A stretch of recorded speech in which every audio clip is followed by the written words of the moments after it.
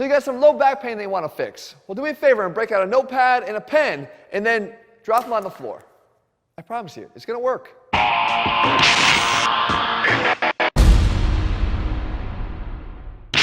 What's up, guys? Jeff Cavalier, ATHLEAN-X.com. So what happened? Did you actually bend over and pick it up, or is it still on the floor? Well, I will break out my muscle marker, because this is the kind of pen that I use. I'm going to drop it right here on the floor, and I'm going to pick it up. But I want you to notice the difference here. When you did yours, did you look like this when you picked it up? Or did you look like this when you picked it up? Now, if you didn't even notice the difference there, then that's a little bit scary, but you know what? You're in the right spot here. I'm going to take care of you in this video. And everyone knows who's ever had to deal with back pain, or maybe they're dealing with back pain right now, whether it's disc-related or muscle spasm in your low back. It's a little bit uncomfortable to be bending forward to do anything. However, I'm telling you right now, bending forward and learning how to do it the right way is going to be the key to unlocking your long-term permanent solution to your back pain.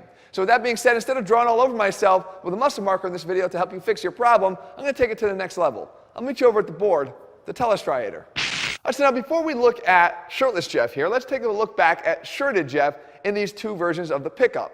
So if you look at them side by side now, it should become very apparent very quickly what the difference was. In one of them, I'm just simply bending forward at the waist and picking up what's on the floor. In the other one, I'm doing something a little bit prettier, or at least it looks biomechanically prettier, because I'm actually doing the direct opposite. The low back is maybe what's sticking out to you. It's flexing forward in this one here, and it's actually just staying straight in this one here. But that's not really what's happening. Look below that at the hips. At the hips, I'm simply flexing forward, or allowing gravity to flex me forward in this one, but I'm hinging backwards in the other one.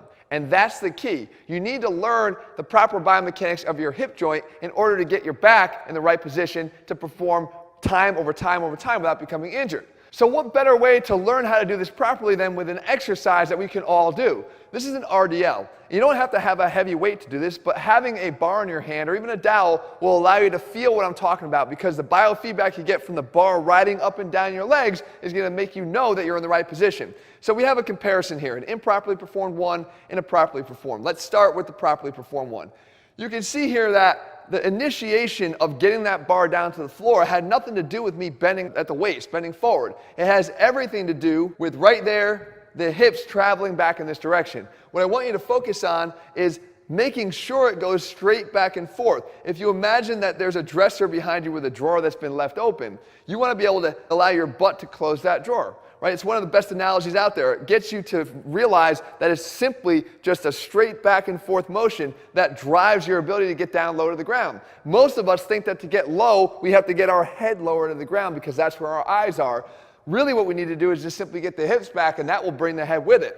So if we watch what this does, we see that getting the butt straight back, yes, it closes that drawer, and it gets me all the way down to the ground. Now the bar travel, what's going on there? Unlike what's happening over here, the bar is going to stay directly in contact with my legs, as you see all the way down past the knees. The knees don't have to bend very much to get out of the way. They stay right there. The bar has traveled straight up and down. Okay, now, what's driving the bar back up? The same thing that got it down to the ground. You're going to now, instead of bringing the hips backwards, you're going to bring the hips forward, and you'll see that that will bring that bar straight up again. Straight up, by letting the butt come this way. Now, what's improper? What's improper is allowing this to bend forward. Why does that cause back pain, just like when you did the incorrect version when you bent over to pick up the pen? Well, two things happen. Number one, you're putting way too much stress on the low back muscles because the glutes don't want to do their job.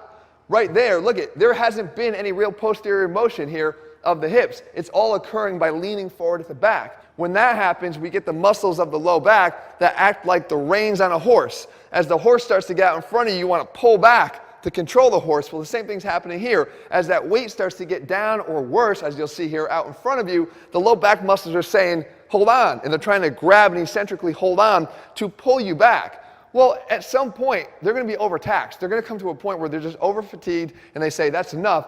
They become strained, you have a spasm, whatever it is, but you get a lot of discomfort. That might be a position you find yourself in right now. The fact is, it's not that one time that caused it, though it's what you felt was the leading cause of it. It's what led to that over the period of many days, weeks, and months, is that doing the improper mechanics on the forward bend is what caused that to become fatigued to the point where it gives out on that one single time. So understand that we want to fix it every single time you pick something up, not just with a barbell in your hand, but when you're picking something off the floor. So if I go back here and I let it play out, if I let that bar drift, that's just increasing that moment arm and causing more strain on those low back muscles to have to do more work to control that weight as it drifts out longer and longer away from my hips. So the fact is, guys, you have to learn how to do this properly. Dragging that bar straight up and down is a good feedback to know that you're doing this right, but most importantly, it's the motion simply back and forth of the hips that drives proper hip extension and that gets you in position to do this right every single time and saves your back in the process.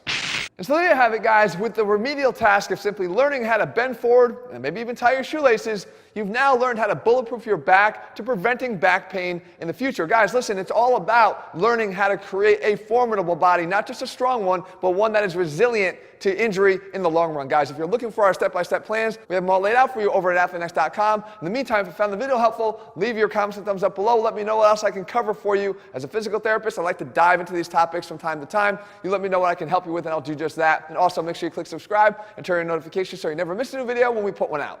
All right, guys, see you soon.